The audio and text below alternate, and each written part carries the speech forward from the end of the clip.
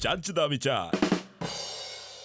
ਸਤਿ ਸ਼੍ਰੀ ਅਕਾਲ ਜੀ। Prime Asia TV ਤੇ ਤੁਹਾਡਾ ਸਾਰਿਆਂ ਦਾ ਸਵਾਗਤ ਹੈ। ਚਾਈ ਦਾ ਵਿਚਾਰ ਪ੍ਰੋਗਰਾਮ ਲੈ ਕੇ ਅਸੀਂ ਹਾਜ਼ਰ ਹੋ ਗਏ ਹਾਂ। ਮੈਂ ਹਰਮਨ ਥਿੰਦ ਤੇ ਹਰ ਰੋਜ਼ ਦੀ ਤਰ੍ਹਾਂ ਮੇਰੇ ਨਾਲ ਨੇ ਸਵਰਨ ਸਿੰਘ ਟਾਣਾ ਜੀ। ਸਤਿ ਸ਼੍ਰੀ ਅਕਾਲ ਟਾਣਾ ਸਾਹਿਬ। ਸਤਿ ਸ਼੍ਰੀ ਅਕਾਲ ਜੀ। ਕੀ ਹਾਲ ਚਾਲ ਨੇ? ਬਹੁਤ ਵਧੀਆ, ਚੜ੍ਹਦੀ ਕਲਾ। ਜ਼ਿੰਦਗੀ ਕਿਵੇਂ ਚੱਲ ਰਹੀ ਹੈ? ਹਰ ਰੋਜ਼ ਦੀ ਤਰ੍ਹਾਂ ਠੀਕ। ਵਾਹ, ਕੀ ਬਾਤ ਹੈ। ਕੋਈ ਤਬਦੀਲੀ ਨਹੀਂ ਆਈ? ਬਿਲਕੁਲ ਵੀ ਨਹੀਂ। ਕਿਉਂ? ਬਿਲਕੁਲ ਠੀਕ ਹੋਣੀ ਹਰ ਚਾਹੀਦੀ ਰੋਜ਼ ਹੈ। ਘੰਟੇ ਘੰਟੇ ਬਾਅਦ ਮੈਂ ਕੀ ਤਬਦੀਲੀ ਕਰਾਂ? ਕੱਲ ਵੀ ਇੱਥੇ ਬੈਠੇ ਅਸੀਂ ਪੁੱਛਿਆ ਸੀ, ਆਪਾਂ ਘੰਟੇ ਬਾਅਦ ਅੱਜ ਨਹੀਂ ਆਏ? ਫੇਰ ਉਹੀ ਗੱਲ। ਜਿਸ ਦਿਨ ਤਬਦੀਲੀ ਆਈ ਮੈਂ ਆਪੇ ਦੱਸ ਦੂੰ। ਤੁਸੀਂ ਆਪ ਆ ਕੇ ਕਹੋਗੇ ਵੀ ਹਰਮਨ ਦੀ ਆਈ ਤਬਦੀਲੀ ਆ ਅੱਜ ਮੇਰੇ ਚ ਕੋਈ ਤਬਦੀਲੀ ਆਈ ਆ, ਜੀ। ਇਸ ਕਿਸਮ ਦੀ ਤਬਦੀਲੀ ਆਈ ਆ, ਇਸ ਗੱਲ ਕਰਕੇ ਆਈ ਤੇ ਇੰਨਾ ਕੁ ਚਿਰ ਰਹੂਗੀ ਇਹ ਮੈਂ ਆਪੇ ਦੱਸ ਦੂੰਗਾ। ਆਪਾਂ ਉੱਠ ਕੇ ਨਾ ਚੱਲੀਏ? ਕਿਉਂ? ਗੱਲ ਹੀ ਮੁੱਕ ਗਈ। ਜਦ ਕੋਈ ਤਬਦੀਲੀ ਨਹੀਂ, ਕੋਈ ਨਵੀਂ ਗੱਲ ਨਹੀਂ, ਤੇ ਆਪਾਂ ਬੈਠੇ ਕੀ ਕਰਦੇ ਹਾਂ ਹਾਂ ਠੀਕ ਆ। ਦੱਸੋ। ਟਾਣਾ ਸਾਹਿਬ ਚੱਜ ਦੇ ਵਿਚਾਰ ਦੀ ਪੇਸ਼ਕਾਰੀ ਕਰਦੇ। ਚੱਜ ਦਾ ਵਿਚਾਰ ਤਾਂ ਦੇਖੋ ਅੱਜ ਕੱਲ ਨਾ ਸਿਰਫ ਤੇ ਸਿਰਫ ਦੁੱਖ ਦੀਆਂ ਖਬਰਾਂ ਕਰਕੇ ਜੀ। ਤੇ ਮੇਰਾ ਲਤੜਿਆ ਜੇ ਪਿਆ। ਅੱਛਾ।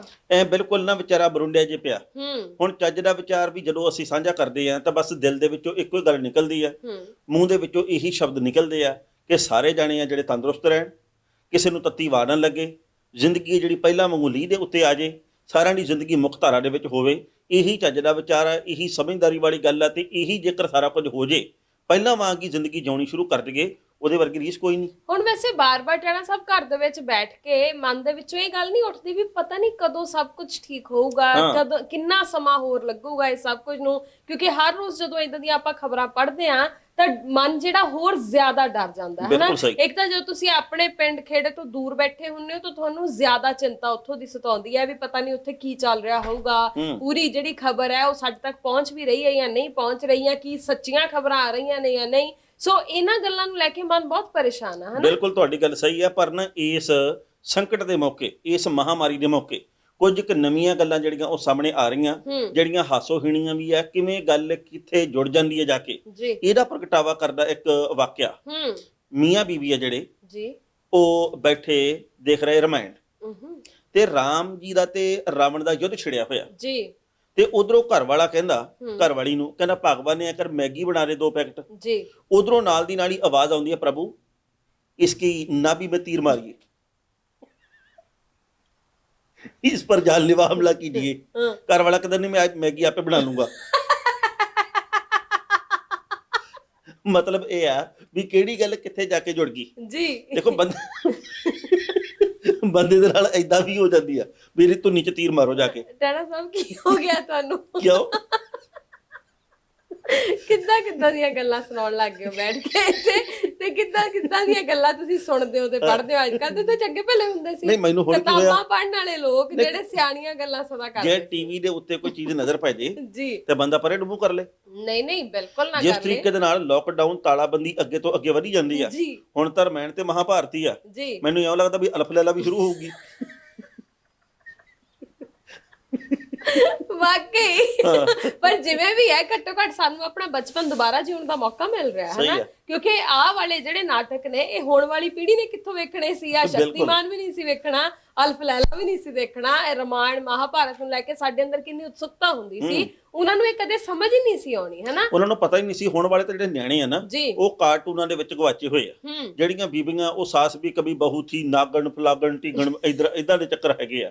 ਪਰ ਜਿਹੜੇ ਸਾਡੇ ਬਚਪਨ ਦੀਆਂ ਗੱਲਾਂ ਵੀ ਉਹ ਅਸੀਂ ਭੱਜ ਕੇ ਤੇ ਗਵਾਂਢੀਆਂ ਦੇ ਘਰ ਦੇ ਵਿੱਚ ਕਾਲਾ ਚਿੱਟਾ ਟੀਵੀ ਦੇਖਣ ਜਾਣਾ, ਉਹ ਸੀਰੀਅਲ ਦੇਖਣ ਦੇ ਲਈ, ਉਹ ਨਾਟਕ ਦੇਖਣ ਦੇ ਲਈ 4-4 ਦਿਨ ਪਹਿਲਾਂ ਮਿੰਨਤਾਂ ਕਰਨੀਆਂ, ਮੱਝ ਨੂੰ ਭੱਜ ਕੇ ਪਾਣੀ ਪਿਆਉਣਾ, ਪੱਠੇ ਪਵਾਉਣੇ, ਹੋਰ ਘਰ ਦੇ ਜਿਵੇਂ ਕੰਮ ਕਹਿੰਦੇ ਕਰੀ ਜਾਣਾ ਵੀ ਐਤਵਾਰ ਨੂੰ ਨਾ ਬਸ ਅਸੀਂ ਇਹ ਨਾਟਕ ਵੇਖਣ ਜਾਣਾ ਜੀ। ਹੁਣ ਤਾਂ ਜਦੋਂ ਮਰਜ਼ੀ ਰਿਮੋਟ ਚੱਕਿਆ ਤੇ ਟੀਵੀ ਚਲਾ ਲਿਆ। ਉਦੋਂ ਸਿਰਫ ਐਤਵਾਰ ਦਾ ਦਿਨ, ਤੇ ਉਹ ਵੀ ਇੰਨਾ ਜ਼ਿਆਦਾ ਮਹੱਤਵਪੂਰਨ ਦਿਨ ਮੰਨਿਆ ਜਾਂਦਾ ਸੀ ਵੀ ਸਵੇਰੇ ਹੀ ਨਹਾ ਧੋ ਕੇ ਐਨ ਤਿਆਰ ਹੋ ਕੇ ਘਰਦਿਆਂ ਦੀ ਹਰੇਕ ਗੱਲ ਮੰਨ ਕੇ ਤੇ ਬਰਾਂਡੇ 'ਚ ਆ ਕੇ ਬਾਹਰ ਬਹਿ ਜਾਣਾ, ਕਿਉਂਕਿ ਉੱਥੇ ਇੱਕੋ ਹੀ ਟੀਵੀ ਹੁੰਦਾ ਸੀ ਪੂਰੇ ਘਰ ਦੇ ਵਿੱਚ, ਤੇ ਉਹ ਟੀਵੀ ਬਾਹਰ ਕੱਢ ਕੇ ਲਗਾ ਦਿੱਤਾ ਜਾਂਦਾ ਸੀ ਵੀ ਉੱਥੇ ਸਾਰੇ ਜਵਾਕ, ਸਾਰੇ ਘਰ ਦੇ ਜੀ ਚਟਾਈ ਵਿਛਾ ਕੇ ਤੇ ਉੱਥੇ ਬਹਿਣਾ ਤੇ ਫਿਰ ਉਸ ਟੀਵੀ ਨੂੰ ਵੇਖਣਾ, ਹੈ ਨਾ। ਕਿੰਨਾ ਚਾਅ, ਕਿੰਨੀ ਖੁਸ਼ੀ, ਕਿੰਨਾ ਜ਼ਿਆਦਾ ਮਤਲਬ ਉਤਸ਼ਾਹ ਹੁੰਦਾ ਸੀ। ਸਭ ਕੁਝ ਹੀ ਬਦਲ ਗਿਆ ਨਾ, ਸਾਰਾ ਕੁਝ ਹੀ ਬਦਲ ਗਿਆ। ਗੱਡਿਆਂ ਤੋਂ ਅਸੀਂ ਗੱਡੀਆਂ ਤੱਕ ਆ ਗਏ ਆ, ਪਰ ਅਸੀਂ ਬਹੁਤ ਕੁਝ ਆਪਣਾ ਇਹੋ ਜਿਹਾ ਪਿੱਛੇ ਛੱਡਿਆ ਆ ਜਿਹੜਾ ਸਾਨੂੰ ਜ਼ਿੰਦਗੀ ਦੇ ਵਿੱਚ ਕਦੇ ਮੁੜ ਕੇ ਮਿਲਣਾ ਨਹੀਂ, ਕਿਉਂਕਿ ਅਸੀਂ ਪਿੱਛੇ ਨੂੰ ਕਦੇ ਝਾਤ ਹੀ ਨਹੀਂ ਮਾਰੀ।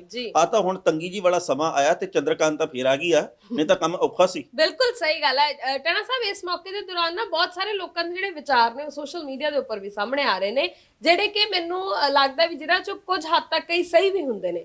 ਕਹਿੰਦੇ ਕਿ ਇਹ ਜਿਹੜਾ ਕਰੋਨਾ ਹੈ ਇਹ ਪੂਰੀ ਦੁਨੀਆ ਦੇ ਵਿੱਚ ਫੈਲ ਗਿਆ ਹਨਾ।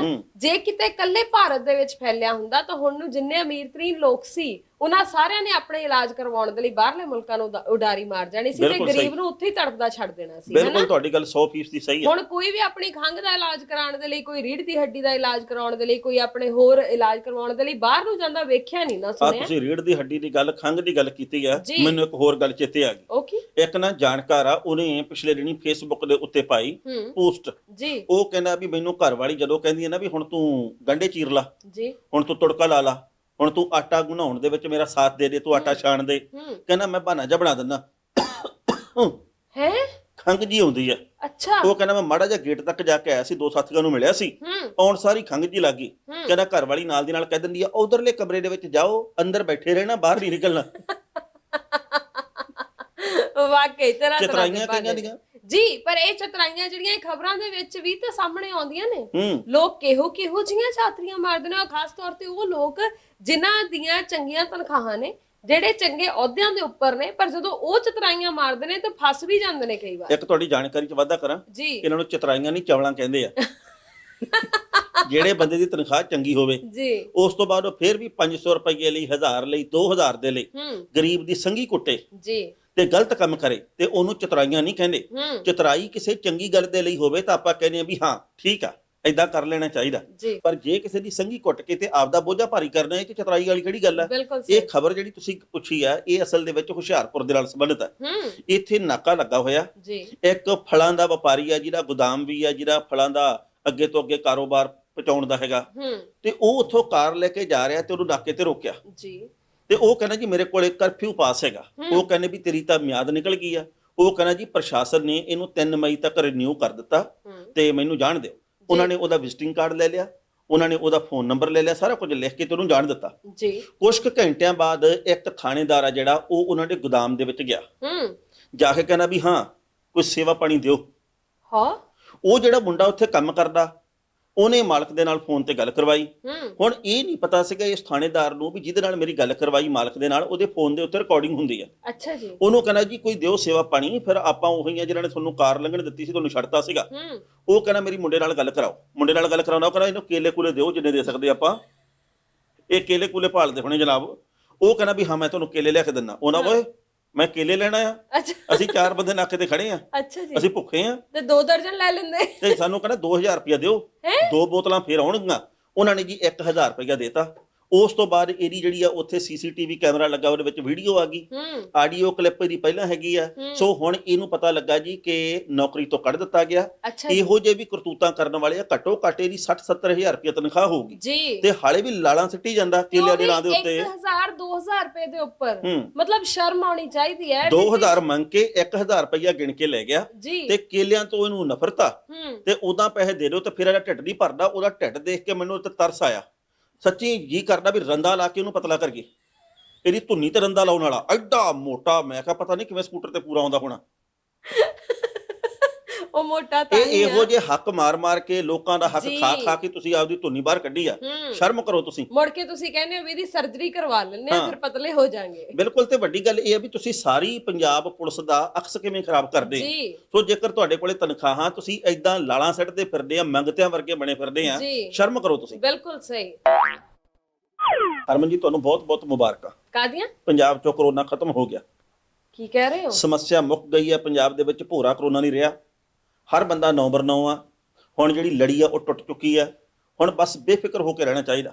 ਮੈਂ ਦਿਲੋਂ ਚਾਹੁੰਦੀ ਆ ਵੀ ਤੁਹਾਡੀਆਂ ਕਈਆਂ ਹੋਈਆਂ ਇਹ ਗੱਲਾਂ ਜਿਹੜੀਆਂ ਇਹ 100% ਸੱਚ ਸਾਬਤ ਹੋਣ, ਪਰ ਜਿੱਥੋਂ ਤੱਕ ਮੇਰੀ ਜਾਣਕਾਰੀ ਹੈ ਮੈਨੂੰ ਇਹੋ ਜਿਹੀ ਕੋਈ ਖਬਰ ਹਾਲੇ ਤੱਕ ਪੜਨ ਨੂੰ ਨਹੀਂ ਮਿਲੀ। ਪਰ ਤੁਸੀਂ ਇਦਾਂ ਕਿਉਂ ਕਹਿ ਰਹੇ ਹੋ? ਦੇਖੋ, ਤੁਸੀਂ ਸਿਰਫ ਤੇ ਸਿਰਫ ਅਖਬਾਰਾਂ ਦੇ ਉੱਤੇ ਭਰੋਸਾ ਕਰਦੇ ਹੋ। ਜੋ ਕੁਝ ਸਾਡੇ ਨੇਤਾਵਾਂ ਦੇ ਵੱਲੋਂ ਕਿਹਾ ਜਾਂਦਾ, ਤੁਸੀਂ ਉਹਨਾਂ ਦੀਆਂ ਗੱਲਾਂ ਦੇ ਉੱਤੇ ਅਮਲ ਨਹੀਂ ਕਰਦੇ ਵੀ ਉਹਨਾਂ ਨੇ ਕੋਈ ਗੱਲ ਸੋਚ ਸਮਝ ਕੇ ਹੀ ਕੁਛ ਨਾ ਕੁਛ ਕਿਹਾ ਹੁੰਦਾ। ਵਾਕਈ। ਜਦੋਂ ਹੁਣ ਸਾਡੀ ਕਾਂਗਰਸ ਦੇ ਪ੍ਰਧਾਨ ਸਾਹਿਬ ਕਹਿੰਦੇ ਆ, ਬਾਕੀ ਨੇਤਾ ਕਹਿੰਦੇ ਆ ਵੀ 6 ਵਜੇ ਤੁਸੀਂ ਜਕਾਰੇ ਲਾਉਣੇ ਸ਼ੁਰੂ ਕਰੋ ਜੀ, ਤੁਸੀਂ ਬੋਲੇ ਸੋ ਨਿਹਾਲ ਸਤਿ ਸ਼੍ਰੀ ਅਕਾਲ ਕਹਿਣਾ, ਹਰ ਹਰ ਮਹਾਦੇਵ ਕਹਿਣਾ, 20 ਤਰੀਕ ਨੂੰ ਸ਼ਾਮੀ 6 ਵਜੇ ਕਹਿਣਾ। ਕਈ ਲੋਕਾਂ ਨੇ ਇਹ ਸਭ ਕੁਝ ਕਿਹਾ ਵੀ ਹੈ ਤੇ ਉਹਨਾਂ ਨੇ ਸੋਚ ਸਮਝ ਕੇ ਕਿਹਾ ਹੋਣਾ ਤੇ ਹੁਣ ਕਰੋਨਾ ਮੁੱਕ ਗਿਆ ਪੰਜਾਬ ਚੋਂ।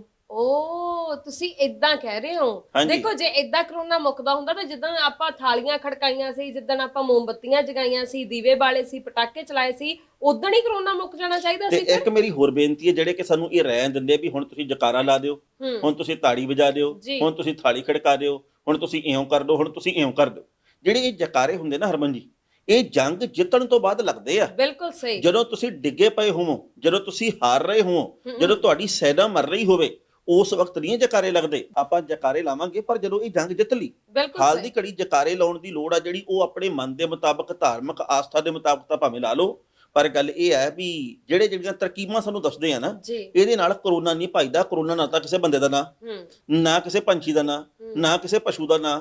ਜਦੋਂ ਮੈਂ ਤਾਂ ਹੈਰਾਨ ਹੁੰਨਾ ਵੀ ਕੰਧਾਂ ਦੇ ਉੱਤੇ ਫੁਹਾਰੇ ਮਾਰੀ ਜਾਂਦੇ ਆ ਜੀ, ਬਈ ਤੁਸੀਂ ਲੋਕਾਂ ਨੂੰ ਦਵਾਈ ਦਿਓ, ਲੋਕਾਂ ਨੂੰ ਸੈਨੀਟਾਈਜ਼ਰ ਦਿਓ, ਵੀ ਉਹ ਕੋਈ ਮੱਖੀ ਥੋੜੀ ਆ ਵੀ ਜਿਹੜੀ ਏਦਾਂ ਖਤਮ ਹੋ ਜਾਊਗੀ। ਚਾਹੀਦਾ ਇਹ ਹੈ ਕਿ ਲੋਕਾਂ ਨੂੰ ਦਸਤਾਨੇ ਦਿੱਤੇ ਜਾਣ, ਚਾਹੀਦਾ ਇਹ ਹੈ ਲੋਕਾਂ ਨੂੰ ਮਾਸਕ ਦਿੱਤੇ ਜਾਣ, ਚਾਹੀਦਾ ਇਹ ਹੈ ਵੀ ਲੋਕਾਂ ਨੂੰ ਹੋਰ ਸਹੂਲਤਾਂ ਦਿੱਤੀਆਂ ਜਾਣ ਜਿਹੜੀਆਂ ਤੋਂ ਬਿਨਾਂ ਸਰਦਾ ਨਹੀਂ। ਪਰ ਤੁਸੀਂ ਜਕਾਰੇ ਲਾ ਲਓ, ਤੁਸੀਂ ਹਰ ਹਰ ਮਹਾਦੇਵ ਕਹਿ ਲਓ, ਤੁਸੀਂ ਫਲਾਣਾ ਕਹਿ ਲਓ। ਇਹ ਨਾ ਸਾਡੇ ਸਿਆਸੀ ਲੀਡਰਾਂ ਨੂੰ ਸਮਝਣ ਦੀ ਲੋੜ ਹੈ। ਦੇਖੋ ਜਿਹੜੇ ਬੰਦੇ ਦੀ ਧਾਰਮਿਕ ਆਸਥਾ ਹੈ, ਜਿਹੜਾ ਬੰਦਾ ਆਪਣੇ ਆਪਣੇ ਧਰਮ ਦੇ ਵਿੱਚ ਵਿਸ਼ਵਾਸ ਰੱਖਦਾ ਹੈ, ਉਹ ਜੀ ਸਦਕੇ ਘਰ ਦੇ ਅੰਦਰ ਬੈਠ ਕੇ ਆਪਣੀ ਪਾਠ ਪੂਜਾ ਕਰੇ, ਉਹ ਜੀ ਸਦਕੇ ਜਿਵੇਂ ਉਹਨੇ ਰੱਬ ਨੂੰ ਧਿਆਉਣਾ ਉਹ ਧਿਆਏ। ਪਰ ਇਹ ਜਿਹੜੇ ਸਿਆਸੀ ਲੋਕ ਨੇ, ਇਹ ਸਾਨੂੰ ਲੋਕਾਂ ਨੂੰ ਧਰਮ ਦੇ ਨਾਂ ਦੇ ਉੱਪਰ ਵੰਡਣਾ ਬੰਦ ਕਰਨ। ਇਹ ਸਿਆਸੀ ਲੋਕ ਸਾਨੂੰ ਧਾਰਮਿਕ ਨਾਂ ਦੇ ਉੱਤੇ ਕਹਿ ਲਓ ਵੀ ਜਿਵੇਂ ਇਹ ਆਪਣੀਆਂ ਸਿਆਸੀ ਰੋਟੀਆਂ ਸੇਕਦੇ ਨੇ ਵੀ ਅੱਜ ਇਹ ਕਹਾ ਦਿੰਦੇ ਆ, ਕੱਲ ਨੂੰ ਇਹ ਕਹਾ ਦਾਂਗੇ ਤੇ ਸਾਡੀਆਂ ਜਿਹੜੀਆਂ ਕਮੀਆਂ ਨੇ ਉਹਨਾਂ ਤੋਂ ਲੋਕਾਂ ਦਾ ਧਿਆਨ ਜਿਹੜਾ ਹਟ ਜਾਊਗਾ। ਇਦਾਂ ਬਿਲਕੁਲ ਨਹੀਂ ਹੋਣ ਵਾਲਾ। ਮੈਂ ਤਾਂ ਪਿਛਲੇ 4-5 ਘੰਟਿਆਂ ਤੋਂ ਵੈਬਸਾਈਟਾਂ ਫਰੋਲ ਕੇ ਥੱਕ ਗਿਆ ਜੀ। ਹੁਣ ਉਧਰ ਕਿਹਾ ਸੀ ਵੀ ਜਕਾਰੇ ਲਾਓ, ਇਧਰ ਮੈਂ ਸੋਚਿਆ ਵੀ ਕੀ ਪਤਾ ਜੌਨੀ ਬਾਬੇ ਨੇ ਕਿਹਾ ਹੋਵੇ ਇਹਦੇ ਵਿੱਚ ਜਕਾਰੇ ਵਾਲੀ ਤਾਂ ਗੱਲ ਹੀ ਕੋਈ ਨਹੀਂ ਹੈ। ਉਹ ਤਾਂ ਕਿੰਨੇ ਦਿਨ ਹੋ ਗਏ ਜੌਨੀ ਬਾਬਾ ਵੀ ਨਹੀਂ ਬੋਲਿਆ। ਜਕਾਰੇ ਵਾਲੀ ਕਿਹੜੀ ਗੱਲ ਈ ਜੀ, ਇਹਦੇ ਵਿੱਚ ਗੱਲ ਹੈ ਹੀ ਕੋਈ ਨਹੀਂ। ਸੋ ਮੈਂ ਕਿਹਾ ਸ਼ਾਇਦ ਉਹ ਢੱਕਣ ਢੁੱਕਣ ਚੱਕਣ ਕਰੋਨਾ ਦਾ ਖਾਤਮਾ ਕਰ ਦੇਣ, ਪਰ ਉਹ ਜੌਨੀ ਹੋਰੀ ਵੀ ਚੁੱਪ ਕਰਕੇ ਬੈਠੇ ਆ। ਇਸ ਵਕਤ ਸਾਰੇ ਬੂਬਣੇ ਚੁੱਪ ਕਰੇ ਬੈਠੇ ਆ, ਸਾਰੇ ਤਾਂਤਰਿਕ ਚੁੱਪ ਕਰੇ ਬੈਠੇ ਆ। ਮੈਂ ਹੈਰਾਨ ਆ ਵੀ ਜਿਹੜੇ ਕਹਿੰਦੇ ਹੁੰਦੇ ਵੀ ਸਾਡੇ ਹੱਥ ਦੇ ਵਿੱਚ ਸਾਰਾ ਕੁਝ ਹੈਗਾ, ਕਾਲ ਨੂੰ ਅਸੀਂ ਫੜ ਕੇ ਰੱਖਿਆ, ਉਹ ਬੰਦੇ ਪਤਾ ਨਹੀਂ ਕਿਹੜੀਆਂ ਗੁਫਾਵਾਂ ਦੇ ਵਿੱਚ ਵੜ ਗਏ। ਬਿਲਕੁਲ ਸਹੀ। ਇਹ ਤਾਂ ਹੁਣ ਜਿਹੜੇ ਲੋਕ ਨੇ ਉਹਨਾਂ ਨੂੰ ਦਿਮਾਗ ਤੋਂ ਕੰਮ ਲੈਣ ਦੀ ਲੋੜ ਹੈ ਕਿ ਜਦੋਂ ਸਾਰਾ ਕੁਝ ਠੀਕ ਹੋ ਜਾਊਗਾ ਮੁੜ ਕੇ ਨਾ ਬੂਬੜਿਆਂ ਦੇ ਕੋਲ ਨਾ ਜਾਣ ਆਪਣੇ ਨੋਟ ਜਿਹੜੇ ਆ ਉਹ ਖਰਾਬ ਕਰਨ ਦੇ ਲਈ, ਹੈਨਾ। ਕਿਉਂਕਿ ਜਿਹੜੇ ਹੁਣ ਨਹੀਂ ਕੁਝ ਕਰ ਸਕੇ, ਅਸਲੀ ਤਾਂ ਮਸਲੇ ਹੁਣ ਖੜੇ ਨੇ, ਅਸਲੀ ਸਮੱਸਿਆਵਾਂ ਹੁਣ ਨੇ। ਜਿਹੜੇ ਹੁਣ ਨਹੀਂ ਘਰਾਂ ਚੋਂ ਬਾਹਰ ਨਿਕਲੇ, ਬਾਅਦ ਚ ਤੁਹਾਡੀ ਕੀ ਮਦਦ ਨਾਲੇ ਜਿਹੜੇ ਨੀਲੇ ਦੇ ਕਰਕੇ, ਢੱਕਣ ਚੱਕਣ ਦੇ ਕਰਕੇ, ਤੇ ਪਹਿਲਾਂ ਤੂਫਾਨ ਆ ਜਾਂਦੇ ਤੇ ਹਨੇਰੀਆਂ ਆਉਂਦੀਆਂ ਤੇ ਉੱਥੇ ਮੀਂਹ ਪੈ ਜਾਂਦੇ ਆ, ਤੇ ਇਸ ਵਕਤ ਵੀ ਮਾੜਾ ਜਿਹਾ ਇੰਨਾ ਕਿ ਢੱਕਣ ਪਰੇ ਕਰ ਦੇਣ, ਕੀ ਪਤਾ ਵਿੱਚੋਂ ਕੋਈ ਨਾ ਕੋਈ ਚੀਜ਼ ਨਿਕਲੇ ਜਿਹੜੀ ਕਰੋਨਾ ਨੂੰ ਫੜ ਲਵੇ ਤੇ ਤੌੜੇ ਦੇ ਵਿੱਚ ਪਾ ਲੇ, ਕੁੱਜੇ ਚ ਪਾ ਲੇ।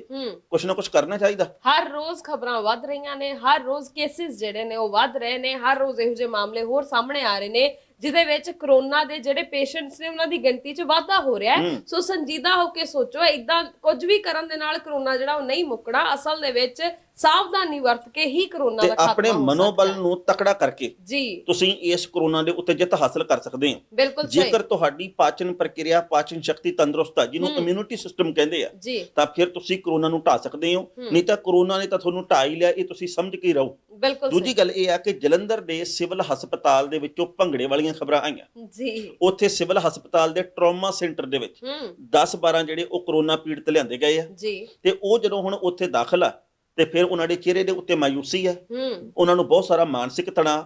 ਪਰ ਉੱਥੇ ਡਾਕਟਰਾਂ ਦੇ ਵੱਲੋਂ ਪ੍ਰਬੰਧ ਕੀਤਾ ਗਿਆ ਵੀ ਉੱਥੇ ਨਾ ਕੰਧਾਂ ਦੇ ਉੱਤੇ LED ਵੱਡੀਆਂ ਲਾਤੀਆਂ।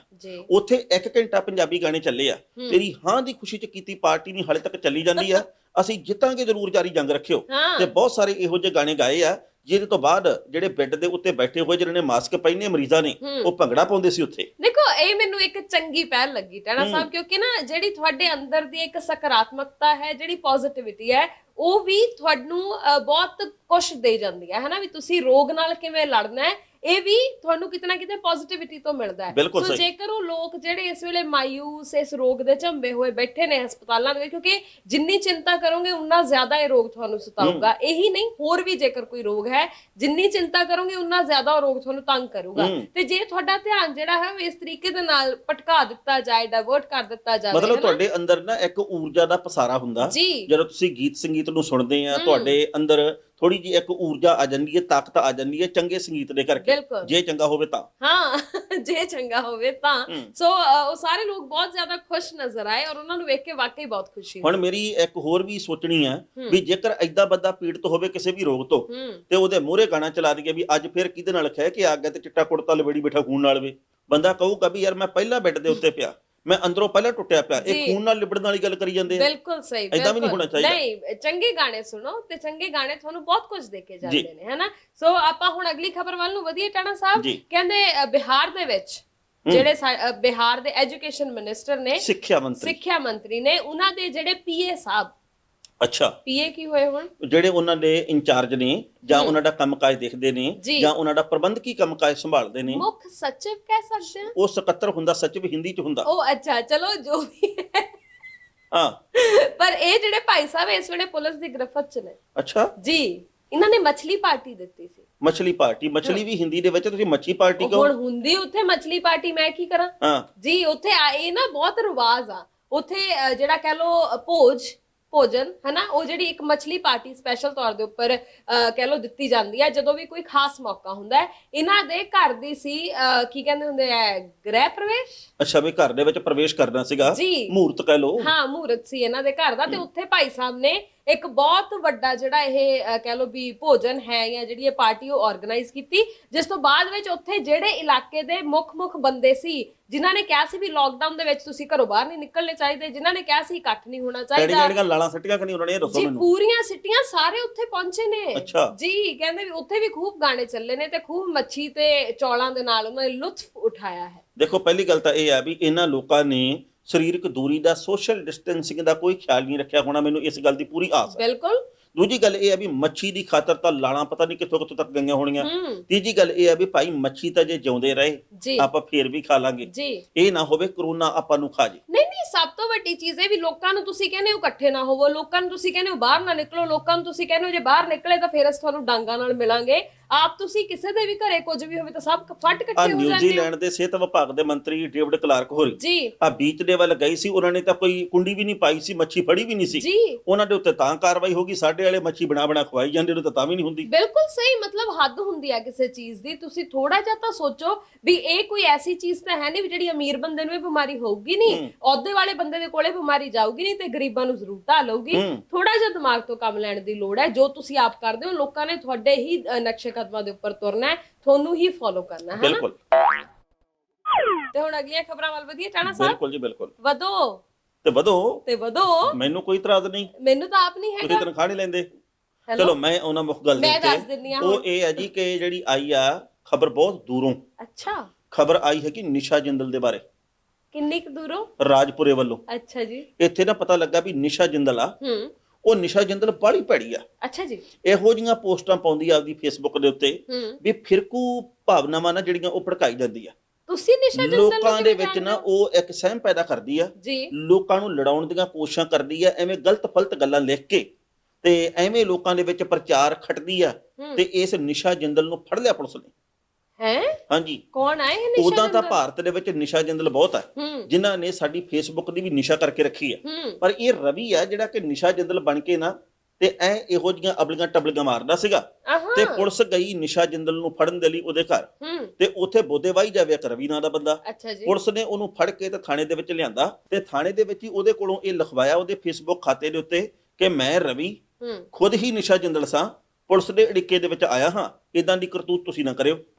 ਕੌਣ ਆ ਇਹ ਰਵੀ? ਇਹ ਰਵੀ ਬਸ ਇਲਤਾ ਕਰਨ ਵਾਲਾ, ਜਿਵੇਂ ਕਿ ਬਹੁਤ ਸਾਰੇ ਰਵੀ ਹੋਰ ਵੀ ਲੱਭ ਜਾਂਦੇ ਆਪਾਂ ਨੂੰ ਭਾਰਤ ਦੇ ਵਿੱਚ ਵੀ ਤੇ ਪੰਜਾਬ ਦੇ ਵਿੱਚ ਵੀ। ਇਹੋ ਜਿਹੇ ਬੰਦਿਆਂ ਦੀ ਘਾਟ ਨਹੀਂ ਜਿਹੜੇ ਬੁੜੀਆਂ ਕੁੜੀਆਂ ਬਣ ਕੇ ਤੇ ਲੋਕਾਂ ਨੂੰ ਫੇਸਬੁੱਕ ਦੇ ਉੱਤੇ ਫਰੈਂਡ ਰਿਕੁਐਸਟਾਂ ਭੇਜਦੇ ਆ, ਮਿੱਤਰਤਾ ਦੀਆਂ ਬੇਨਤੀਆਂ ਕਰਦੇ ਆ, ਜਿਹੜੇ ਕੁੜੀਆਂ ਚਿੜੀਆਂ ਨੂੰ ਸੁਨੇਹੇ ਭੇਜਦੇ ਆ, ਫੋਟੋ ਲਾ ਲੈਂਦੇ ਜੌਨ ਅਬਰਾਹਮ ਦੀ ਤੇ ਆਪ ਹੁੰਦੇ ਕਦਰ ਖਾਨ ਵਰਗੇ। ਇਹੋ ਜਿਹੇ ਲੋਕਾਂ ਦੀ ਘਾਟ ਹੈ ਨਹੀਂ। ਪਰ ਹੁਣ ਪਤਾ ਲੱਗਾ ਜੀ ਕਿ ਇਹ ਜਿਹੜਾ ਬੰਦਾ ਰਵੀ, ਇਹ 10 ਸਾਲ ਇੰਜੀਨੀਅਰ ਨਹੀਂ ਪਾਸ ਹੋ ਸਕਿਆ, ਇਹ ਇੰਜੀਨੀਅਰਿੰਗ ਨਹੀਂ ਕਰ ਸਕਿਆ ਤੇ ਕਰਨੇ ਵੀ ਕਰੇ ਜਦੋਂ ਲੱਛਣ ਮਾੜੇ ਆ।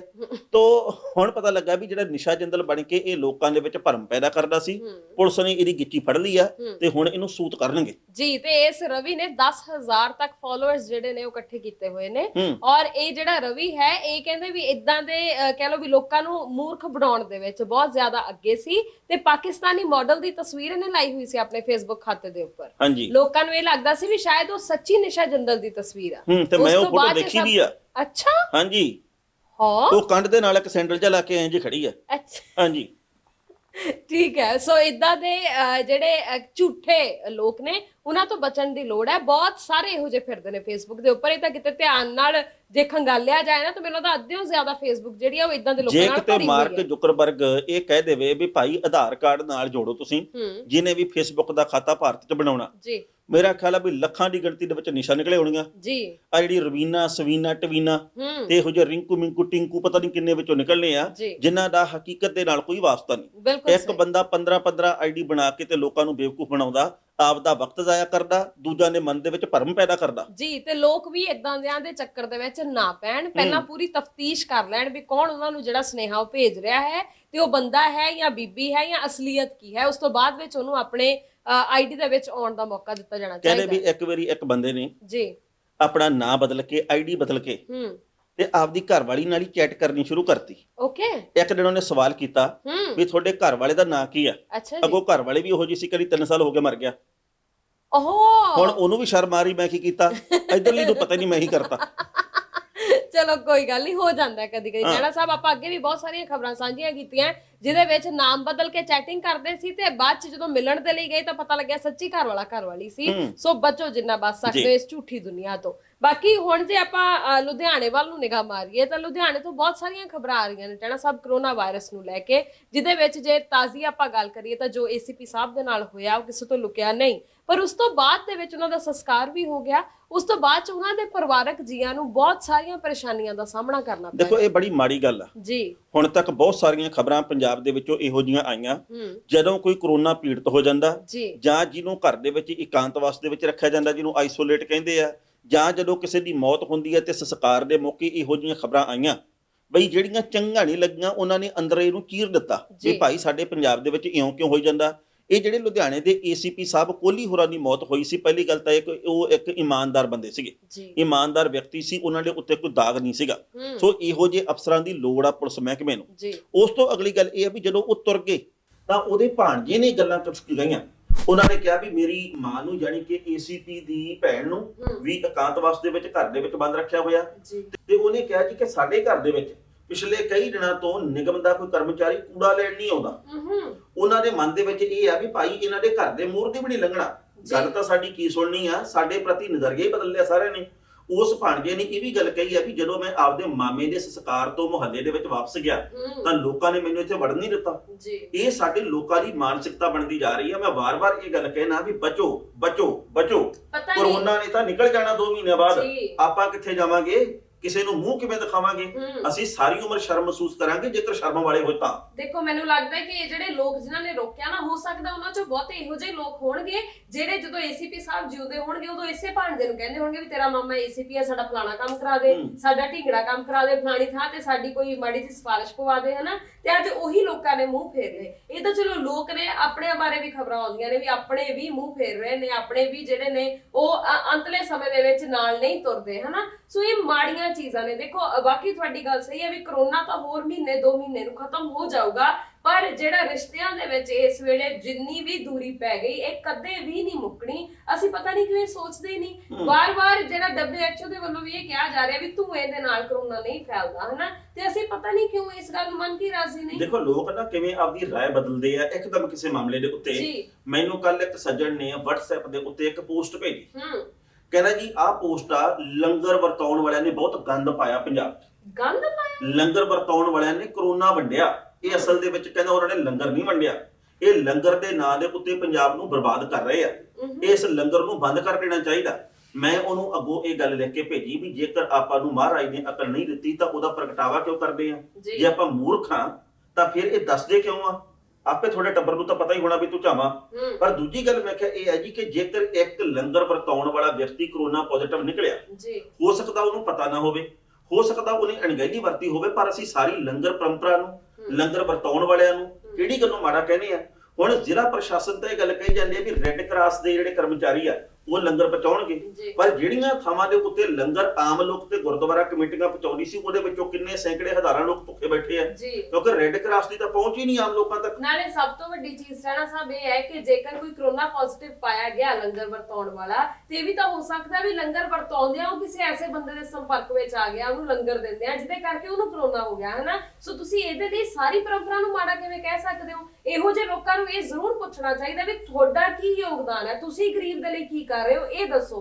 ਆਪ ਤਾਂ ਤੁਸੀਂ ਜਦੋਂ ਕਿੱਥੇ ਮੌਕਾ ਮਿਲਦਾ ਉੱਥੇ ਜਾ ਕੇ ਆਪ ਵੀ ਖੜ ਜਾਂਦੇ ਹੋ ਵੀ ਸਾਨੂੰ ਵੀ ਮਦਦ ਦੀ ਲੋੜ ਹੈ, ਸਾਨੂੰ ਵੀ ਪ੍ਰਸ਼ਾਸਨ ਮਦਦ ਕਰੇ, ਸਾਡੇ ਲਈ ਵੀ ਆਹ ਕਰੇ। ਜਦੋਂ ਕੋਈ ਕਰਦਾ ਉਹਦੇ ਤੇ ਤੁਸੀਂ ਸਵਾਲ ਜਿਹੜੇ ਵੀ ਲੋਕ ਇਸ ਵਕਤ ਮਦਦ ਮੰਗਦੇ ਆ, ਉਹਨਾਂ ਨੂੰ ਇਹ ਸੋਚਣਾ ਚਾਹੀਦਾ ਕਿ ਅਸੀਂ ਕਿਸੇ ਦੀ ਕਿੰਨੀ ਕੁ ਮਦਦ ਕੀਤੀ ਆ, ਭਾਵੇਂ 5 ਪੈਸੇ ਹੋਵੇ, ਭਾਵੇਂ 5 ਰੁਪਏ ਹੋਵੇ, ਭਾਵੇਂ 100 ਰੁਪਇਆ ਹੋਵੇ।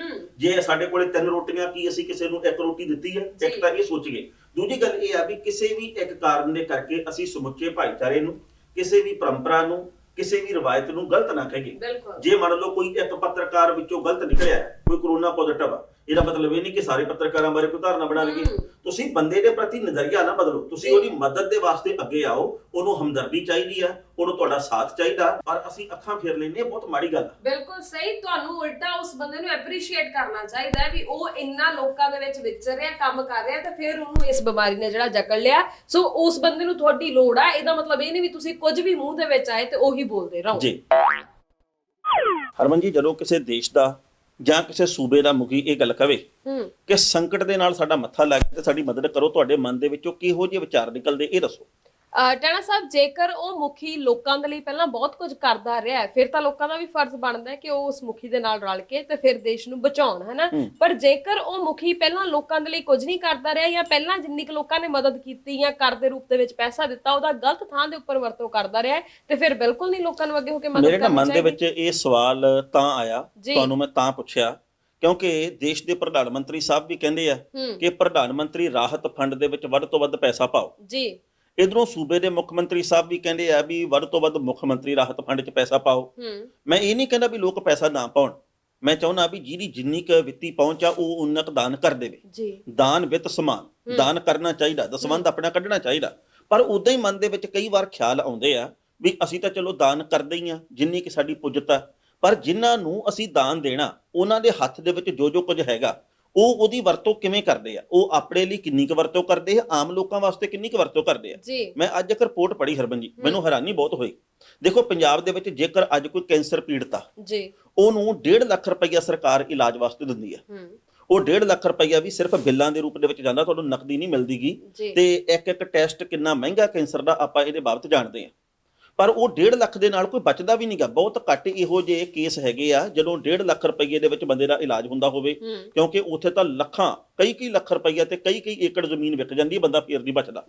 ਪਰ ਜਿਹੜੀ ਰਿਪੋਰਟ ਆਈ ਹੈ ਕਿ ਪੰਜਾਬ ਦੇ ਸਾਬਕਾ ਵਿਧਾਇਕ, ਪੰਜਾਬ ਦੇ ਵਰਤਮਾਨ ਵਿਧਾਇਕ, ਪੰਜਾਬ ਦੇ ਸਾਬਕਾ ਰਾਜ ਸਭਾ ਮੈਂਬਰ, ਪੰਜਾਬ ਦੇ ਵਰਤਮਾਨ ਰਾਜ ਸਭਾ ਮੈਂਬਰ, ਪੰਜਾਬ ਦੇ ਸਾਬਕਾ ਲੋਕ ਸਭਾ ਮੈਂਬਰ, ਵਰਤਮਾਨ ਲੋਕ ਸਭਾ ਦੇ ਮੈਂਬਰ, ਪੰਜਾਬ ਦੇ ਵਜ਼ੀਰ ਇਸ ਵਕਤ ਦੇ ਤੇ ਪੰਜਾਬ ਦੇ ਸਾਬਕਾ ਵਜ਼ੀਰ ਆ ਜਿਹੜੇ, ਉਹ ਇਲਾਜ ਦੇ ਲਈ ਕਿੰਨਾ ਪੈਸਾ ਸਰਕਾਰੀ ਖਜ਼ਾਨੇ ਵਿੱਚੋਂ ਕੱਢ ਲੈਂਦੇ ਆ।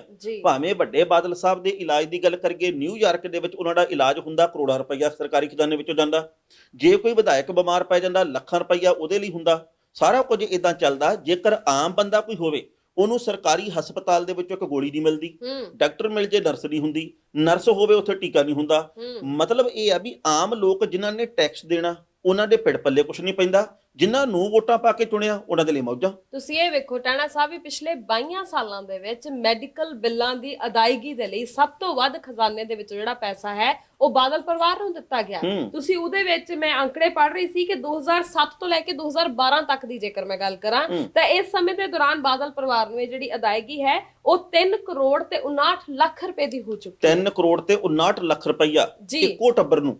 ਬਿਲਕੁਲ। ਔਰ ਉਸ ਤੋਂ ਬਾਅਦ ਜੇਕਰ ਗੱਲ ਕਰਾਂ 8 ਤਰੀਕ ਤੋਂ ਲੈ ਕੇ ਤੇ 20 ਫਰਵਰੀ 2017 ਤੱਕ ਦੀ, ਤਾਂ ਉਹਦੇ ਵਿੱਚ ਬਾਦਲ ਸਾਹਿਬ ਦਾ ਜਿਹੜਾ ਇਲਾਜ ਹੈ ਉਹ USA ਦੇ ਵਿੱਚ ਹੋਇਆ ਸੀ, ਜਿਹਦੇ ਵਿੱਚ ਕਹਿ ਲਓ ਵੀ 1 ਕਰੋੜ ਦਾ ਖਰਚਾ ਜਿਹੜਾ ਹੈ ਉਹ ਪਿਆ ਸੀ। ਤੇ ਇਹਦੇ ਵਿੱਚੋਂ ਮੇਰਾ ਖਿਆਲ ਹੈ ਵੀ 80 ਲੱਖ ਰੁਪਏ ਦੀ ਅਦਾਇਗੀ ਕਰ ਦਿੱਤੀ ਗਈ ਹੈ ਤੇ 20 ਲੱਖ ਰੁਪਏ ਦੇ ਲਈ ਚਿੱਠੀ ਪੱਤਰ ਹਾਲੇ ਤੱਕ ਚੱਲ ਰਿਹਾ। ਬਿਲਕੁਲ ਸਹੀ। ਉਸ ਤੋਂ ਅੱਗੇ ਜੇ ਮੈਂ ਵਧਾਂ ਤਾਂ ਅਕਾਲੀ BJP ਸਰਕਾਰ ਦੇ ਵੇਲੇ ਜਿਹੜੇ ਸ਼ਰਨਜੀਤ ਢਿੱਲੋਂ ਨੇ, ਉਹਨਾਂ ਦੇ ਇਲਾਜ ਦੇ ਲਈ 21 ਲੱਖ ਤੇ 9,000 ਰੁਪਇਆ ਜਿਹੜਾ ਹੈ ਉਹ ਸਰਕਾਰੀ ਖਜ਼ਾਨੇ ਦੇ ਵਿੱਚੋਂ ਗਿਆ। ਉਸ ਤੋਂ ਅੱਗੇ ਜੇ ਰਣਜੀਤ ਸਿੰਘ ਤਲਵੰਡੀ ਹੋਰਾਂ ਦੀ ਗੱਲ ਕਰੀਏ ਤਾਂ 42 ਲੱਖ ਤੇ 26,000 ਰੁਪਇਆ ਉਹਨਾਂ ਦੇ ਇਲਾਜ ਦੇ ਲਈ ਜਾ ਚੁੱਕਿਆ ਇਸ ਸਰਕਾਰੀ ਖਜ਼ਾਨੇ ਦੇ ਵਿੱਚੋਂ। ਅੱਗੇ ਸਿਮਰਜੀਤ ਬੈਂਸ ਹੋਰਾਂ ਦੀ ਜੇਕਰ ਮੈਂ ਗੱਲ ਕਰਾਂ ਤਾਂ ਇਹ ਕਿਹਾ ਜਾ ਰਿਹਾ ਕਿ 14,15,000 ਰੁਪਇਆ ਉਹਨਾਂ ਨੇ ਵੀ ਮੈਡੀਕਲ ਬਿੱਲਾਂ ਦੀ ਅਦਾਇਗੀ ਦੇ ਲਈ ਇਸ ਸਰਕਾਰੀ ਖਜ਼ਾਨੇ ਦੇ ਵਿੱਚੋਂ ਲਿਆ। ਔਰ ਉਸ ਤੋਂ ਅੱਗੇ ਜੇ ਬ੍ਰਹਮ ਮਹਿੰਦਰਾ ਹੋਰਾਂ ਦੀ ਗੱਲ ਕੀਤੀ ਜਾਏ ਤਾਂ ਤਕਰੀਬਨ 22 ਲੱਖ ਰੁਪਇਆ ਉਹਨਾਂ ਦਾ ਫੋਰਟਿਸ ਹਸਪਤਾਲ ਦੇ ਵਿੱਚ ਮੋਹਾਲੀ ਦੇ ਵਿੱਚ ਇਲਾਜ ਚੱਲਿਆ ਸੀ, ਜਿੱਥੇ 22 ਲੱਖ ਰੁਪਏ ਦੀ ਅਦਾਇਗੀ ਉਹਨਾਂ ਦੇ ਲਈ ਕੀਤੀ ਜਾ ਚੁੱਕੀ ਹੈ ਸਰਕਾਰੀ ਖਜ਼ਾਨੇ ਦੇ ਵਿੱਚੋਂ। ਉਸ ਤੋਂ ਅੱਗੇ ਓਪੀ ਸੋਨੀ ਉਹਨਾਂ ਦੇ ਲਈ 4 ਲੱਖ ਰੁਪਇਆ। ਫਿਰ ਜੇ ਸਪੀਕਰ ਤੇ ਡਿਪਟੀ ਸਪੀਕਰਸ ਦੀ ਗੱਲ ਕੀਤੀ ਜਾਏ ਤਾਂ ਤਕਰੀਬਨ 67,24,000 ਰੁਪਇਆ ਉਹਨਾਂ ਦੇ ਲਈ ਇਸ ਸਰਕਾਰੀ ਖਜ਼ਾਨੇ ਦੇ ਵਿੱਚੋਂ ਨਿਕਲ ਚੁੱਕਿਆ ਹੈ। ਮੈਨੂੰ ਹੈਰਾਨੀ ਹੁੰਦੀ ਹੈ ਇਸ ਗੱਲ ਦੀ ਵੀ ਜਿਹੜੇ ਸਾਡੇ ਚੁਣੇ ਹੋਏ ਵਿਧਾਇਕ ਆ, ਜਿਹੜੇ ਸਾਡੇ ਮੰਤਰੀ ਸਾਹਿਬਾਨ ਆ, ਜਿਹੜੇ ਲੋਕ ਸਭਾ ਦੇ ਮੈਂਬਰ ਆ, ਇਹਨਾਂ ਨੇ ਕਿਹੜਾ ਕਹੀ ਮਾਰ ਕੇ ਇੰਨੇ ਪੈਸੇ ਕਮਾਏ ਆ? ਇਹ ਸਾਡੇ ਤੁਹਾਡੇ ਪੈਸੇ ਆ ਜੀ, ਅਸੀਂ ਟੈਕਸ ਦੇ ਰੂਪ ਦੇ ਵਿੱਚ ਅਦਾ ਕਰਦੇ ਆ। ਇਹ 4-4 5-5 6-6 ਪੈਨਸ਼ਨਾਂ ਲੈਂਦੇ ਆ, ਉਤੋਂ ਇਹਨਾਂ ਨੂੰ ਸਾਰੀ ਉਮਰ ਇਲਾਜ ਦੀਆਂ ਇਹੋ ਜਿਹੀਆਂ ਸਹੂਲਤਾਂ, ਤੇ ਆਮ ਬੰਦੇ ਦਾ ਕਸੂਰ ਕੀ ਆ? ਕਹਿੰਦੇ ਇਹ ਆ ਵੀ ਅਸੀਂ ਲੋਕਾਂ ਦੀ ਸੇਵਾ ਵਾਸਤੇ ਰਾਜਨੀਤੀ ਦੇ ਮੈਦਾਨ 'ਚ ਆਏ ਆ, ਪਰ ਸੇਵਾ ਇਹਨਾਂ ਦੀ ਹੋਈ ਜਾਂਦੀ ਹੈ, ਸਾਡਾ ਕਸੂਰ ਕੀ ਹੈ? ਤੁਸੀਂ ਇਹ ਵੇਖੋ ਟਾਣਾ ਸਾਹਿਬ ਵੀ ਜੇਕਰ ਮੈਂ 2007 ਤੇ 8 ਦੀ ਗੱਲ ਕਰਾਂ, ਉਸ ਤੋਂ ਬਾਅਦ ਮਤਲਬ 2007-8 ਤੋਂ ਲੈ ਕੇ 2018-19 ਤੱਕ ਦੇ ਜੇਕਰ ਅੰਕੜੇ ਦੇਖੇ ਜਾਣ ਤੇ ਇਹਦੇ ਦਰਮਿਆਨ ਜਿਹੜੇ 41 ਵਿਧਾਇਕ ਨੇ ਉਹਨਾਂ ਦੇ ਉੱਪਰ ਤਕਰੀਬਨ 6 ਕਰੋੜ 24 ਲੱਖ ਰੁਪਇਆ ਖਰਚ ਕੀਤਾ ਜਾ ਚੁੱਕਾ ਹੈ ਸਰਕਾਰੀ ਖਜ਼ਾਨੇ ਦੇ ਵਿੱਚੋਂ ਆ ਮੈਡੀਕਲ ਬਿੱਲਾਂ ਦੇ ਰੂਪ ਦੇ ਵਿੱਚ। ਤੇ ਹਾਲੇ ਅਸੀਂ ਇਹ ਗੱਲ ਕਹਿੰਦੇ ਆ ਕਿ ਪੰਜਾਬ ਦਾ ਖਜ਼ਾਨਾ ਖਾਲੀ ਆ ਜੀ। ਹਾਲੇ ਅਸੀਂ ਇਹ ਗੱਲ ਕਹਿੰਦੇ ਆ ਕਿ ਮੁਲਾਜ਼ਮਾਂ ਦੀਆਂ ਤਨਖਾਹਾਂ ਦੇ ਵਿੱਚ ਕਟੌਤੀ ਕਰਨੀ ਪੈਣੀ ਹੈ ਕਿਉਂਕਿ ਕਰੋਨਾ ਦਾ ਕਹਿਰ ਆ। ਹਾਲੇ ਅਸੀਂ ਇਹ ਗੱਲ ਕਹਿੰਦੇ ਆ ਕਿ ਲੋਕ ਸਾਨੂੰ ਮਦਦ ਦੇਣ, ਜਿਹੜੀ ਲੋਕਾਂ ਨੇ ਮਦਦ ਅੱਜ ਤੱਕ ਦਿੱਤੀ ਹੈ ਟੈਕਸ ਦੇ ਰੂਪ ਦੇ ਵਿੱਚ ਆ ਚੰਦ ਚਾੜੇ ਆ ਜੀ। ਤੁਸੀਂ ਸਰਦੇ ਪੁੱਜਦੇ ਲੋਕ ਹੋ, ਪਰ ਮੈਂ ਤਾਂ ਇੱਕ ਹੋਰ ਰਿਪੋਰਟ ਪੜ੍ਹੀ ਆ, ਉਹਦੇ ਵਿੱਚ ਤਾਂ ਮੈਂ ਹੈਰਾਨ ਰਹਿ ਗਿਆ ਵੀ ਕੁਝ ਕੁ ਪੰਜਾਬ ਦੇ ਰਾਜਨੀਤਿਕ ਲੋਕ ਇਹੋ ਜਿਹੇ ਆ ਜਿਹੜੇ ਕਿ ਕੁਝ ਕੁ ਹਜ਼ਾਰ ਜਾਂ ਕੁਝ ਕੁ 100 ਰੁਪਏ ਦਾ ਬਿੱਲ ਵੀ ਵਸੂਲ ਕਰਦੇ ਆ। ਉਹਦੇ ਵਿੱਚ ਮੈਂ ਪੜ੍ਹਿਆ ਜੀ ਕਿ ਇੱਕ ਪੰਜਾਬ ਦੇ ਵਿੱਚ ਸੀਨੀਅਰ ਨੇਤਾ, ਉਹਨੇ 1200 ਤੇ 34 ਜਾਂ 35 ਰੁਪਏ ਉਹ ਵੀ ਸਰਕਾਰੀ ਖਜ਼ਾਨੇ ਵਿੱਚੋਂ ਵਸੂਲ ਕੀਤੇ ਆ। ਮਤਲਬ ਦੁੱਕੀ ਇੱਕ ਨਹੀਂ ਛੱਡ ਕੇ ਰਾਜੀ, ਤੇ ਲੋਕਾਂ ਨੂੰ ਆਪਾਂ ਇਹ ਗੱਲ ਕਹਿਣੀ ਆ ਵੀ ਵੱਧ ਤੋਂ ਵੱਧ ਮਦਦ ਕਰੋ। ਇਸ ਵਕਤ ਸੰਕਟ ਦੀ ਘੜੀ ਆ, ਤੁਸੀਂ ਸਾਹਮਣੇ ਆਓ। ਸਾਡੀ ਕਿਸੇ ਦੇ ਉੱਤੇ ਕੋਈ ਇਤਰਾਜ਼ ਦੀ ਭਾਵਨਾ ਨਹੀਂ, ਕਿਉਂਕਿ ਅਸੀਂ ਚੁਣੇ ਆ, ਸਾਡੀਆਂ ਵੋਟਾਂ ਦੇ ਨਾਲ ਹੀ ਸਾਰੇ ਨੇਤਾ ਚੁਣੇ ਜਾਂਦੇ ਆ। ਪਰ ਇਹ ਗੱਲ ਜ਼ਰੂਰ ਸੋਚਣੀ ਚਾਹੀਦੀ ਆ ਕਿ ਸਾਨੂੰ ਮਿਲਿਆ ਕੀ ਤੇ ਇਹਨਾਂ ਨੂੰ ਮਿਲਿਆ ਕੀ। ਦੇਖੋ ਟਾਣਾ ਸਾਹਿਬ, ਮੈਨੂੰ ਇਹ ਲੱਗਦਾ ਨਾ ਵੀ ਸਭ ਤੋਂ ਵੱਧ ਕਸੂਰਵਾਰ ਅਸੀਂ ਲੋਕ ਆ, ਚਾਹੇ ਉਹ ਮੈਂ ਆ, ਚਾਹੇ ਤੁਸੀਂ ਹੋ, ਚਾਹੇ ਆਮ ਲੋਕ ਨੇ। ਇਹ ਸਭ ਤੋਂ ਵੱਧ ਕਸੂਰ ਸਾਡਾ। ਅਸੀਂ ਕਦੀ ਸਵਾਲ ਹੀ ਨਹੀਂ ਕੀਤਾ ਅਸਲ ਦੇ ਵਿੱਚ। ਕਦੀ ਤਾਂ ਕਿਸੇ ਕਹਿ ਲਓ ਵੀ ਸਾਬਕਾ ਬੰਦੇ ਦੇ ਲਈ 85 ਲੱਖ ਰੁਪਇਆ ਕੋਠੀ ਦਾ ਕਿਰਾਇਆ ਦੇ ਦਿੱਤਾ ਜਾਂਦਾ ਸਰਕਾਰੀ ਖਜ਼ਾਨੇ ਦੇ ਵਿੱਚੋਂ। ਕਦੀ ਜਿਹੜਾ ਪੈਸਾ ਉਹ ਇਸ ਤਰੀਕੇ ਦੇ ਨਾਲ ਜ਼ਾਇਆ ਜਾਂਦਾ ਹੈ। ਮੈਂ ਵੇਖ ਰਹੀ ਸੀ, ਜੇਕਰ ਮੈਂ ਨਿਊਜ਼ੀਲੈਂਡ ਦੀ ਗੱਲ ਕਰਾਂ ਤਾਂ ਇੱਥੇ ਬੱਚੇ ਨੂੰ ਪਤਾ ਹੁੰਦਾ ਹੈ ਵੀ ਪ੍ਰਧਾਨ ਮੰਤਰੀ ਨੇ ਕਿੰਨੇ ਵਜੇ ਆ ਕੇ ਤੇ ਕਿਹੜੀ ਗੱਲ ਕਹਿਣੀ ਹੈ ਟੀਵੀ ਦੇ ਉੱਪਰ, ਜਾਂ ਕਿਹੜਾ ਜਿਹੜਾ ਅਹੁਦਾ ਹੈ ਉਹ ਕਿਹੜੇ ਬੰਦੇ ਕੋਲ ਹੈ, ਕਿਹੜੀ ਜਿਹੜੀ ਮਿਨਿਸਟਰੀ ਹੈ ਉਹ ਕਿਹੜੇ ਬੰਦੇ ਦੇ ਕੋਲ ਹੈ। ਉਹਨਾਂ ਨੂੰ ਕੱਲੇ ਬੱਚੇ ਨੂੰ ਵੀ ਨਾਮ ਜਿਹੜੇ ਨੇ ਉਹ ਯਾਦ ਨੇ। ਸਾਡੇ ਬੱਚਿਆਂ ਨੂੰ ਤਾਂ ਪਤਾ ਹੀ ਨਹੀਂ, ਅਸੀਂ ਕਦੀ ਦੱਸਦੇ ਹੀ ਨਹੀਂ। ਨਾ ਚੇਤੇ ਰੱਖਣ ਵਾਲੀ ਗੱਲ ਹੀ ਨਹੀਂ ਕੀਤੀ ਜਦੋਂ ਜੀ, ਤੇ ਫਿਰ ਨਾ ਚੇਤੇ ਰੱਖਿਆ ਕਿਉਂ ਜਾਵੇ?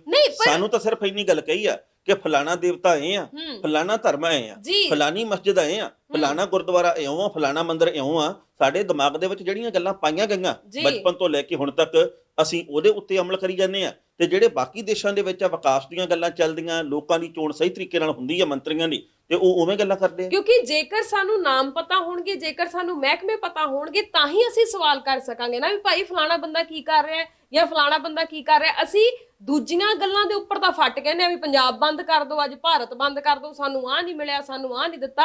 ਇਹਨਾਂ ਗੱਲਾਂ ਤੇ ਅਸੀਂ ਕਦੇ ਨਹੀਂ ਸਵਾਲ ਕਰਦੇ ਵੀ ਸਾਡੀ ਜਿਹੜੀ ਮਿਹਨਤ ਦਾ ਪੈਸਾ ਹੈ ਉਹ ਤੁਸੀਂ ਇਸ ਤਰੀਕੇ ਨਾਲ ਜਾਈ ਕਿਵੇਂ ਗਵਾ ਸਕਦੇ ਹੋ। ਤੁਹਾਨੂੰ ਮੈਂ ਦੱਸਦਾ ਵੀ 6 ਮਹੀਨੇ ਪਹਿਲਾਂ ਦੀ ਗੱਲ ਹੈ, ਪੰਜਾਬ ਦੇ ਇੱਕ ਵਿਧਾਇਕ ਨੂੰ ਮੈਂ ਫੋਨ ਕੀਤਾ, ਉਹ ਮੇਰਾ ਜਾਣਕਾਰ ਵੀ ਹੈ ਜੀ।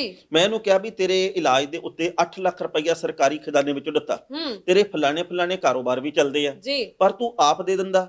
ਇਹ ਤਾਂ ਲੋਕਾਂ ਦਾ ਪੈਸਾ ਜਿਹੜਾ ਤੂੰ ਆਪਦੇ ਇਲਾਜ ਦੇ ਉੱਤੇ ਖਰਚ ਕੀਤਾ। ਤੂੰ ਕਿਹੜਾ ਕੋਈ ਗਰੀਬ ਗੁਰਬੜਾ ਬੰਦਾ, ਤੂੰ ਕਿਹੜਾ ਝੁੱਗੀ ਦੇ ਵਿੱਚ ਰਹਿਣਾ, ਤੂੰ ਕਿਹੜਾ ਕੋਈ ਆਮ ਸਧਾਰਨ ਰੇਹੜੀ ਵਾਲਾ ਹੈਗਾ। ਕਹਿੰਦਾ ਜਦੋਂ ਸਾਨੂੰ ਸਹੂਲਤ ਮਿਲ ਸਕਦੀ ਆ ਤੇ ਅਸੀਂ ਉਹਦੀ ਵਰਤੋਂ ਤਾਂ ਕਰਦੇ, ਅਸੀਂ ਕਿਹੜਾ ਧੱਕਾ ਕਰਦੇ ਆ। ਜੋ ਸਾਡੇ ਹਿੱਸੇ ਦੇ ਵਿੱਚ ਸਹੂਲਤਾਂ ਆਉਂਦੀਆਂ ਅਸੀਂ ਉਹਦੀ ਵਰਤੋਂ ਕੀਤੀ ਆ। ਤੇ ਮੈਂ ਕਿਹਾ ਜੀ ਤੁਹਾਡੇ ਹਿੱਸੇ ਦੇ ਵਿੱਚ ਤਾਂ ਗੱਲਾਂ ਇਹ ਵੀ ਆਉਂਦੀਆਂ ਵੀ ਦਿਨ ਰਾਤ ਇੱਕ ਕਰਕੇ ਹਲਕੇ ਦੀ ਕਾਇਆਕਲਪ ਕਰਨੀ ਹੈ। ਤੁਹਾਡੇ ਹਿੱਸੇ ਦੇ ਵਿੱਚ ਇਹ ਵੀ ਗੱਲਾਂ ਆਉਂਦੀਆਂ ਵੀ ਜੋ ਤੁਸੀਂ ਵਾਅਦੇ ਕੀਤੇ ਸੀ ਚੋਣਾਂ ਦੇ ਮੌਕੇ ਉਹ ਸਾਰੇ ਦੇ ਸਾਰੇ ਪੂਰੇ ਕੀਤੇ ਜਾਣ। ਜਨਾਬ ਜੀ, ਆਪਾਂ ਉਦੋਂ ਕਿਉਂ ਪਿੱਛੇ ਹਟ ਜਾਂਦੇ ਆ ਤੇ ਆਪਾਂ ਨੂੰ ਸਹੂਲਤਾਂ ਚੇਤੇ ਆ, ਲੋਕਾਂ ਨੂੰ ਸਹੂਲਤ ਦੇਣੀ ਚੇਤੇ ਨਹੀਂ। ਹਾਂ ਵੀ ਆਮ ਲੋਕਾਂ ਦੀਆਂ ਸਹੂਲਤਾਂ ਕਿੱਥੇ ਜਾਣ ਜਿਹੜੇ ਦਿਨ ਰਾਤ ਇੱਕ ਕਰਕੇ ਤੇ ਤੁਹਾਡੇ ਵੱਲ ਨੂੰ ਵੇਖਦੇ ਨੇ ਵੀ ਤੁਸੀਂ ਕੁਝ ਨਾ ਕੁਝ ਉਹਨਾਂ ਦਾ ਵੀ ਸਵਾਰੋਗੇ, ਹਨਾ। ਥੋੜਾ ਜਿਹਾ ਆਪਣੇ ਫਰਜ਼ਾਂ ਨੂੰ, ਲੀਡਰਾਂ ਨੂੰ ਵੀ ਪਛਾਣਨਾ ਪਊਗਾ। ਸਾਰੀ ਉਮਰ ਲੋਕਾਂ ਦੇ ਸਿਰ ਤੇ ਬਹਿ ਕੇ ਤੁਸੀਂ ਹੁਕਮ ਨਹੀਂ ਕਰ ਸਕਦੇ, ਤੁਹਾਨੂੰ ਆਪਣੇ ਫਰਜ਼ ਸਮਝਣੇ ਪੈਣਗੇ, ਤਾਂ ਹੀ ਗੱਡੀ ਤੁਰਦੀ ਹੈ। ਨਹੀਂ ਤਾਂ ਇੱਕ ਨਾ ਇੱਕ ਦਿਨ ਜਦੋਂ ਨੌਜਵਾਨ ਪੀੜ੍ਹੀ ਅੱਗੇ ਆਈ ਤਾਂ ਕਾਇਆਕਲਪ ਜ਼ਰੂਰ ਹੋਊਗੀ। ਜੀ। ਸੋ ਬਾਕੀ ਫਿਲਹਾਲ ਦੇ ਲਈ ਇੱਥੇ ਪ੍ਰੋਗਰਾਮ ਨੂੰ ਸਮੇਟਦੇ ਹਾਂ ਜੀ। ਜਾਣਦਾ ਹੋ ਗਿਆ ਵੇਲਾ, ਆਪਣੀ ਪ੍ਰਤੀਕਿਰਿਆ ਜ਼ਰੂਰ ਸਾਡੇ ਤੇ ਪਹੁੰਚਾਇਓ। ਦੋਵਾਂ ਨੂੰ ਦਿਓ ਇਜਾਜ਼ਤ, ਸਤਿ ਸ਼੍ਰੀ ਅਕਾਲ। ਤੁਸੀਂ ਵੇਖਦੇ ਰਹੋ ਪ੍ਰਾਈਮ ਏਸ਼ੀਆ ਟੀਵੀ, ਤੁਹਾਡਾ ਆਪਣਾ, ਤੁਹਾਡੇ ਲਈ। ਜੱਜ ਦਾ ਵਿਚਾਰ।